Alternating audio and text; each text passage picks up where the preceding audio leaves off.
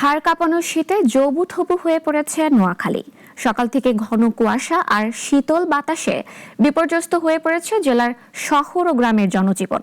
তবে তাপমাত্রা কমে যাওয়ায় সবচেয়ে বেশি ভোগান্তিতে পড়েছেন জেলার ছিন্নমূল ও নিম্নয়ের মানুষ। মোহাম্মদ সোহেলের রিপোর্ট, জানাচ্ছেন ইশরাত জাহান। শহরের পুরাতন বাসস্ট্যান্ড, রেল স্টেশন ও বিভিন্ন ফুটপাতে দেখা গেছে শীতার্ত মানুষের কষ্টের চিত্র। পাতলা কাপড় জড়িয়ে রাত কাটাচ্ছেন অনেকে। শীত থেকে বাঁচতে কেউ জ্বালাচ্ছেন আগুন, কেউ আবার কাগজ কিংবা পলিথিনে নিজেকে ঢেকে রাখছেন। মাইজদি রেল স্টেশনে থাকা একাধিক ছিন্নমূল ব্যক্তি বলেন, বাড়ি নেই, ঘর নেই। গত কয়েকদিন শীত বাড়ায় শরীর টেকে না।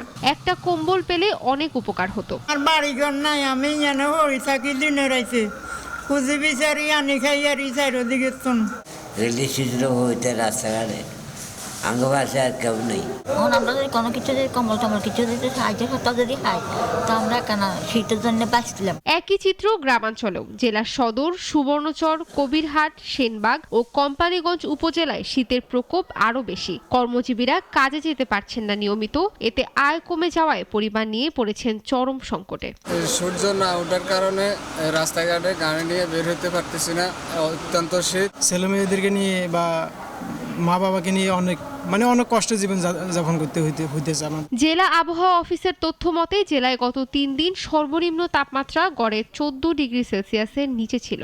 সরকার ইতিমধ্যেই এই দরিদ্র অসহায় মানুষের জন্য কম্বল বিতরণের জন্য আমাদেরকে প্রয়োজনীয় বরাদ্দ দিয়েছে। আমরা সেটি উপজেলা ভিত্তিক বিভাজন করে দিয়েছি। মাননীয় প্রধান উপদেষ্টার কার্যালয় থেকে আমরা ইতিমধ্যে 5000 কম্বল পেয়েছি, যেটি আমরা উপজেলা ভিত্তিক বিভাজন করে দিয়েছি এবং আমরা নির্দেশনা দিয়েছি এটি প্রকৃত দুস্থ শীতার্ত অসহায় মানুষদেরকে দ্রুত বিতরণ সম্পন্ন করার জন্য।